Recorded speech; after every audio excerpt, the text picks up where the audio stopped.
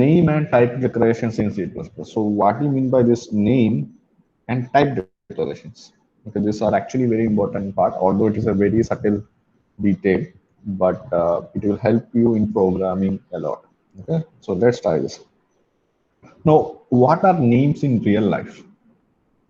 So when you call somebody by a name, why do you want to name him? Like, what's the purpose of naming? So the ideal purpose of naming is to identify people, like to differentiate different people. If you have given everybody the same name, for example, uh, I call somebody as AA, okay, and I give everybody the same name AA. So if I had given such a name, then how will I identify? Okay, this is first A, this is second A. I don't. So you always give name different names to different people, and that is basically to identify the people. That's the important part. And you have some written rules in your names. Like for example, I usually when you name somebody, you will not name with a number. I will not name a person as one or two, or I will not even start his name with a number. For example, I will not start my name as one Gino. It's not correct. Like that's the uh, rule of how the naming should work. Like you should not start with the number. This is in real life. For example, if I try to call somebody, let's say Rahul, I call him as Rahul. I will not call him as one Rahul or two Rahul because that's how the society rule is that you should not name with a number. You should always start with an alphabet. Usually the alphabet will be in capital letter when you write the name, and when once it is once you have named somebody, then usually you never change the name unless you have a very bad name, uh, like Shashi or something like that. But anyway, usually you never change the name. Okay. And the next important part is name should be meaningful. Somebody when you name somebody, you say that okay, I have a meaningful name. When I say somebody as Joseph, it's a meaningful name. It's a name of uh, a saint. And let's say I name somebody as Ganesh. It's actually a name of a god. Similarly, I name somebody as Muhammad. It's a name of prophet. So you see, there's always a meaningful name. Okay, I will name somebody as just like I said earlier. A. A means if I name somebody as A, there is no meaning to this name. Now, why do you need a meaning to this name? Because it is easy for you to remember if you have meaning to anything. Let's say name. So do you name somebody as XYZ? You will not name somebody as XYZ because it doesn't have a meaning. So name should ideally represent the character of a person, which usually doesn't happen. But I'm saying usually it should be a character. Like you can't judge a character of a person at very early age of one or something because you will always get named by 1 years, and you can't say okay this person or this baby has this character. You can't say that. Okay.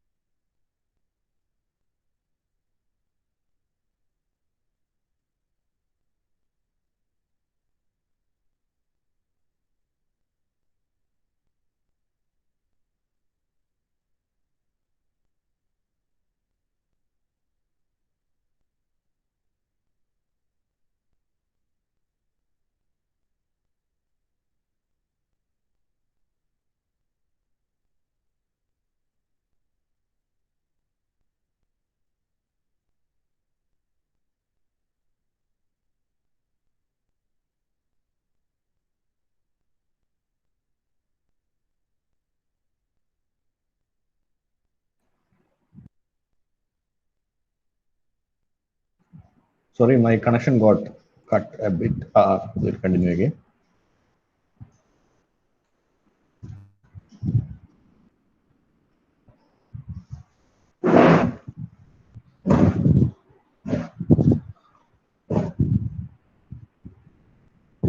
Okay, so continuing with naming, I am saying that even if you give a name to a person, it may not be the something which reflects his character. For example, you might be naming somebody as Vinay to make sure that he is the humblest person on earth, but it never happens. For somebody who has Jivan, he might be the shortest living person in the world. So it doesn't mean that the name, although there is a meaning to that, it doesn't represent the name of the character. Now in C++, names are used to represent objects. Okay, an object can be a variable, or it can be some kind of representation which gives some characteristics to an object. Okay, so an object can have a value of certain type. Thus, every name must have an associated type. Okay, we will understand it better once we look at an example. Values associated with named objects can change as program executes. So, an object can be a variable, and the variable will hold a value, and the value can change as it goes to the program. Constant values used in program are also objects of certain type. Now, we can also have constant values, like a variable whose value doesn't change, but that is also an object. Okay, we'll see an example so that you will understand it better. Now, what are the rules of names in C++? Okay, just like we have in society, how somebody should be named, in C++ also, there are rules.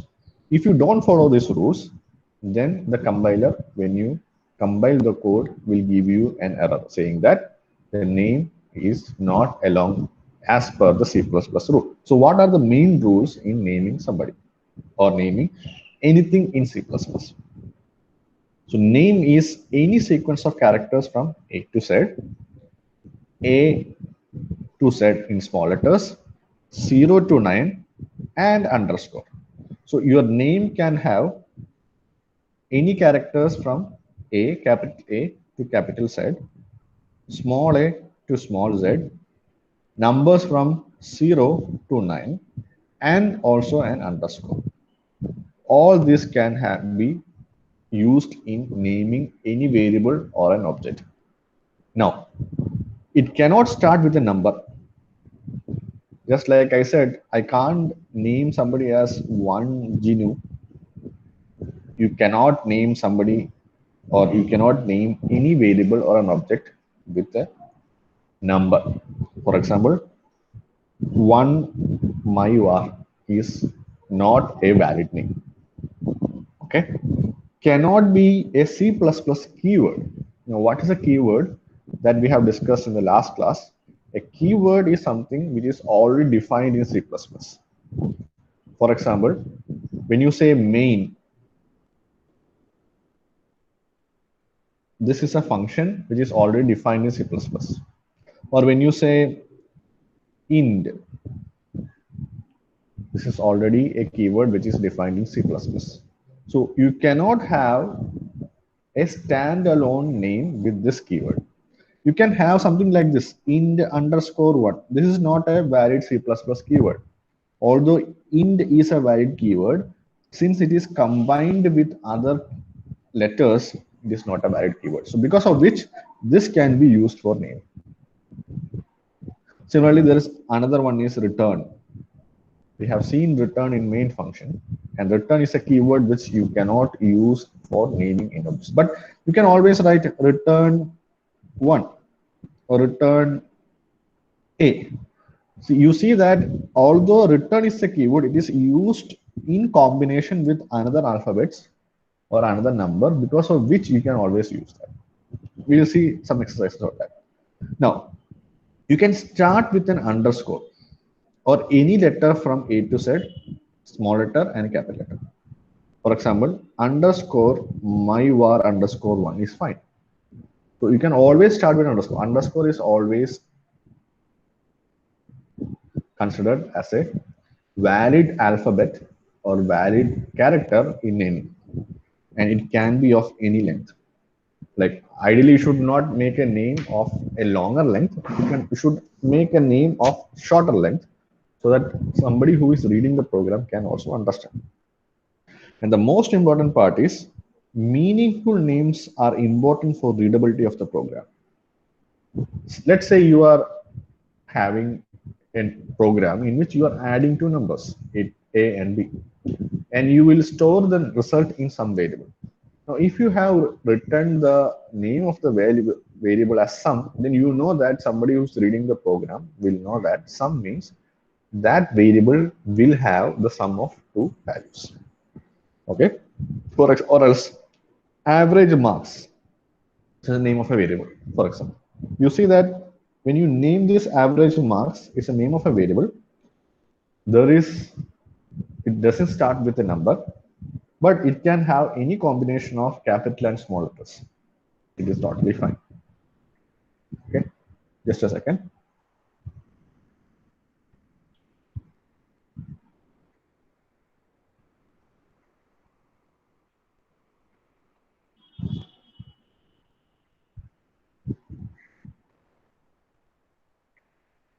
Okay, so you can have any combination of capital and small letters. Variable name xyz makes it difficult to understand its purpose. So why you use this variable? What's the purpose of that variable? So the name of the variable should reflect that purpose. Okay? So that is regarding naming. Now, apart from naming, there is something called as type declaration. Okay. C++ allows several types of values: character value, int value, float value, double value, void or valueless, or a bool value.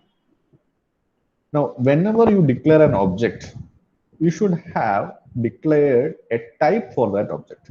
For example, or the format is like this: you say the type name, which can be any one of this, and there should be an object name, which we have discussed in the previous slides, then how you can name an object.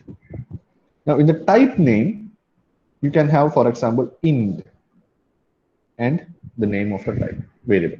So I say int midsum marks means midsum marks is allocated a memory in RAM, for example, 0x0001, and this memory location is named as midsum marks, and it is of type int, which means you will be allocating 4 bytes of memory here.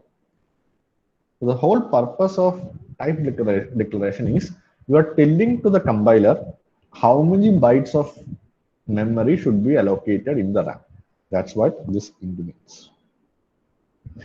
Another example is char yes no response. You see, char is actually 1 byte. So when you say char yes no 1 response, it will allocate a memory in RAM, which let's say 005, whose size is 1 byte. So the type declaration will tell the compiler how many amount of memory should be allocated for that variable. Okay, so that's what is the second statement.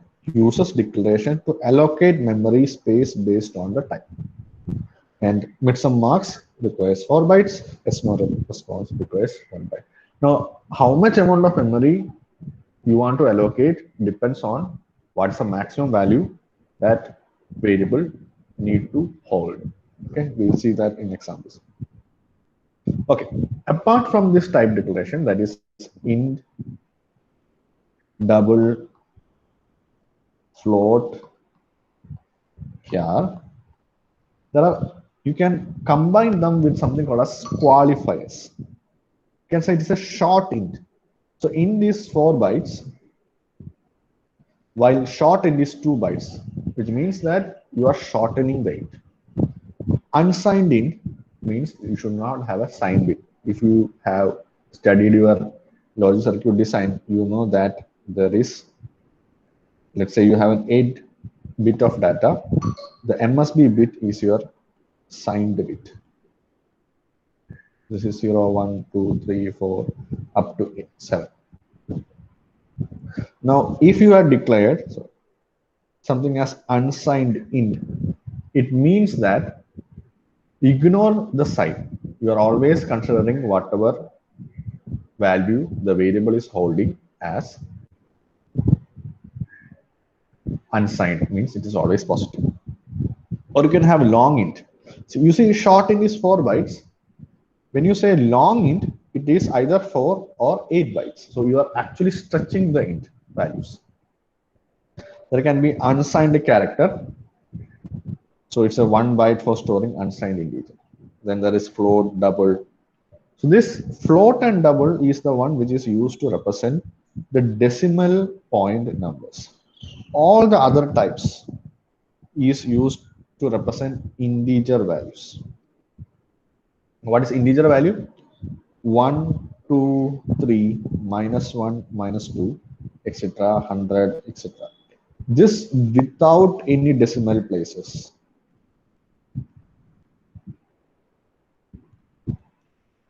Is called as an integer value, which is represented as int. So any combination of int, short int, unsigned int, long int is a value which doesn't have a decimal place. Now float and double is the one which represents the decimal place numbers. Any number, it can be negative, it can be positive, with the decimal places is represented by float and double.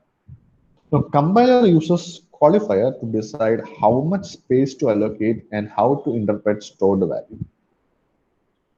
Okay, as I said earlier, the compiler will determine in RAM how many amount of memory should be allocated for each of the variable to store the value.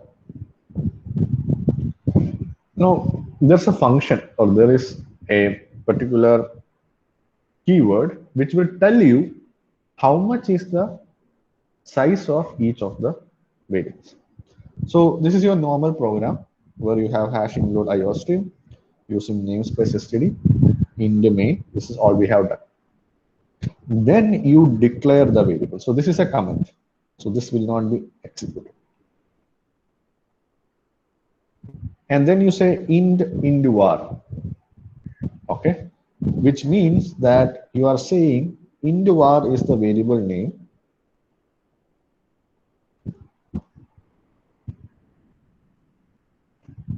Okay, and you are allocating an int, which means it will allocate 4 bytes of memory. So how can we know it is 4 bytes? What is how, like I am saying it is 4 bytes, but how will you make it sure that it is 4 bytes? For that, there's a function called as size of. If you say size of the variable name, this is the variable name, it will display what is the size of memory allocated to this variable. Okay, so int var will allocate 4 bytes. It should allocate 4 bytes. Char should be allocating 1 byte. Short means this is actually short int. Long means it is actually long int.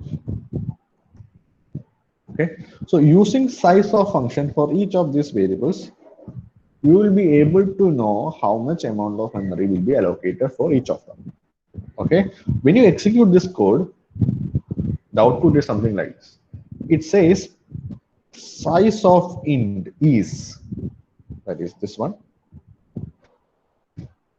and in this part it just calls size of, which means it should display the value, which is 4 bytes. So bytes is actually from here. So this part where the number is being displayed is the one in which the size is displayed. So int is 4 bytes, char is 1 byte, short is 2 bytes, and long is 4 bytes. This is the size of the variable that is allocated in the memory. Okay, I could have run the program and show it to you, but the problem is there is some problem in sharing the screen for that software. But I'll try to fix it in the next class, and I'll try to show it to you. Okay.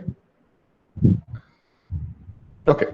Now we have seen how we can name a variable, what before using the variable it should be declared, and we also have seen what are the different type declarations. Okay, now I'm jumping a bit further and we'll come back again. We are going to see something called as functions. Okay, so function is like your program will be a very big task. So you need to break it into small tasks. And this small task is called as a function. And function, the importance of function is it can be reused. Okay, so we'll see that. So encapsulate a computational task and give it a name. Same naming rules for variables and this is called as a function. Okay, for example, let's say you are writing an exam. Okay, so you have 10 questions.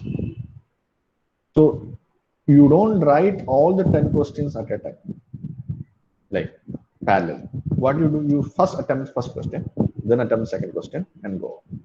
So you can see that you are saying, so you can tell that there's a function to attempt the first question, there's a function to attempt the second question, etc., etc.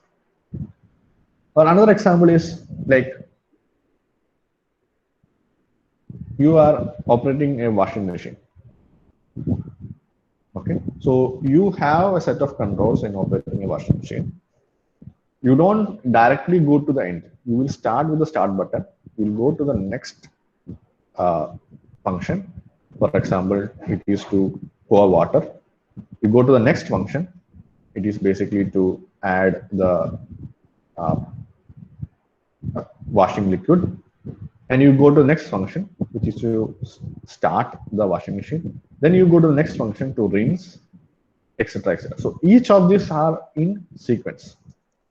So functions are a set of tasks which you need to do. For example, when you press rinse, the task is to rinse the clothes. So those are called as functions. In C++ program or in any programming language, there are functions which will break down your bigger task. So the bigger task in washing machine is to wash the clothes, but the smaller ones are to pour water, pour the liquid, pour the liquid, then you rinse, and then you wash, then you dry, etc. So these are small functions which will finally, when you accumulate everything, it will become the final task. Okay, so in the function, we'll see how the function declaration is. You can accept optional input parameters and return values. So input parameters have names and types, return value has type and parameters computation. So we'll see an example. You see that this one is your normal code in which you're adding two numbers, A and B. This we have seen in the last class. And this one is the code in which you have declared a function to add two numbers. Okay, we'll see that code one by one. When you declare a function, you should declare it before the main, saying that there is a function called as add_toInts, which will return an integer value and which will accept two parameters A and B of type int with a semicolon. This is called as function declaration. It is just telling the compiler that I have defined a function somewhere in my program, and the name of the function is add_toInts. Okay.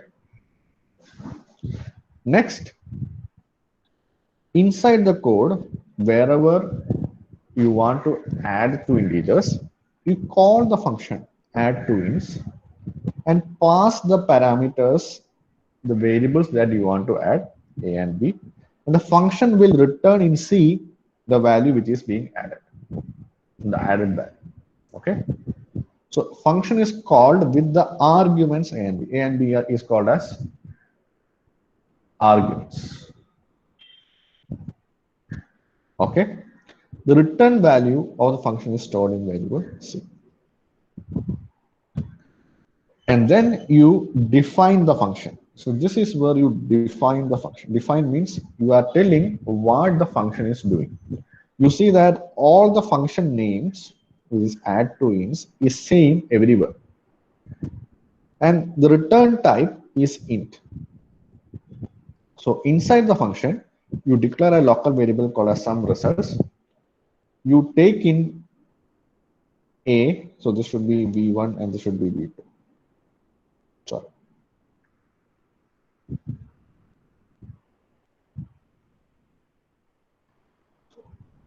Or this should be a and this should be b. Okay. You take in a and b, you add a and b, you store the result in sum result, and you return the sum results. When you return the sum results, wherever the function is called, that is in this part, when you have an assignment statement, the variable in the left side of assignment statement will get the value of sum result. This is what the function does. So this is the function name. Let me see if I can run this.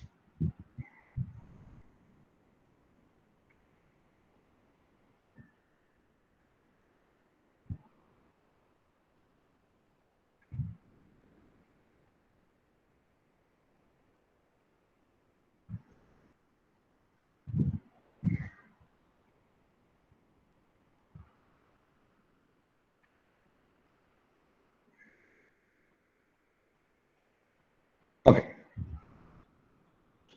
So you see that this is the function name. These are the input arguments A and B.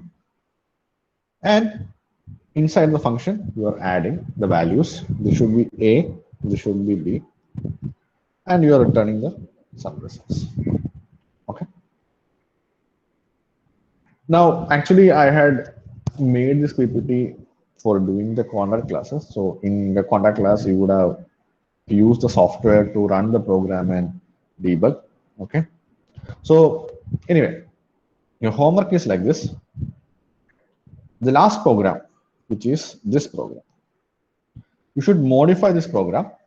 The function should accept float arguments instead of int and returns a float value. That is the first one. This is the first part of the homework.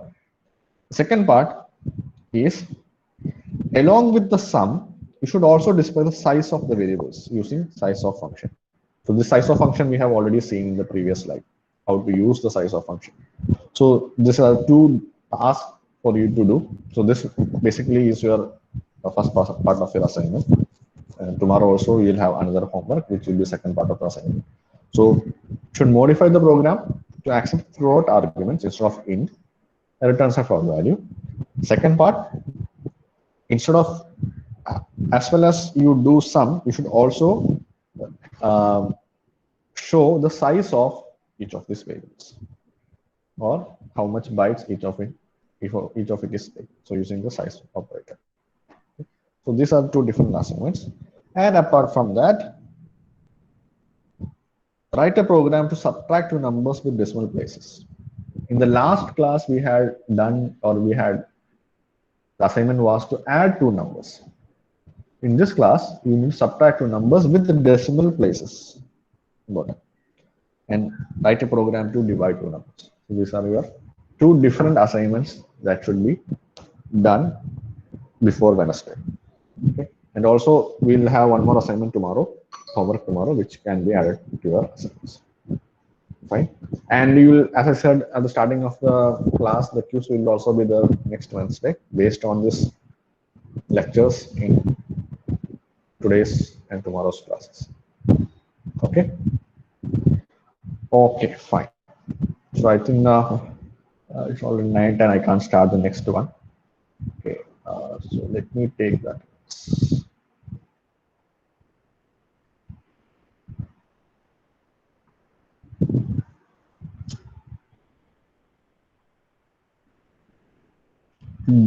Anybody, if anybody have any doubt, let me know.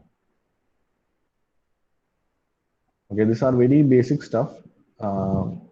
If you can't understand this, or if you have trouble in understanding this, it will be difficult once we go further.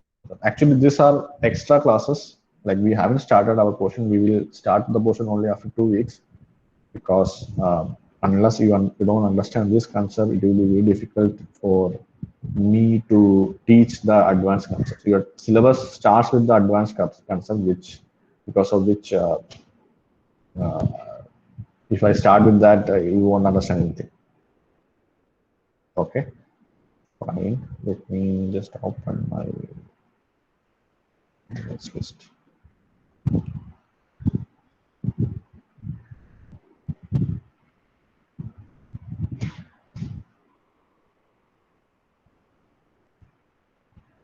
So next week I have some exam duties and valuations. So I don't know how far, how much class I will be able to take. But I'll try to upload the video. Last time also I have told that I tried to upload the video, but I got busy with something else, because of which I couldn't record the videos. If there is no class, I'll try to upload the video. You might need to watch the video and attempt the quiz. Okay, it's not like simply watching the video. Okay.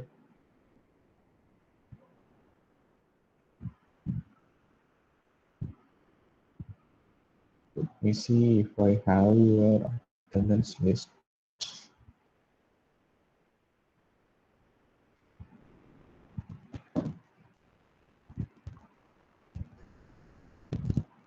Anyway, you can tell your roll numbers, and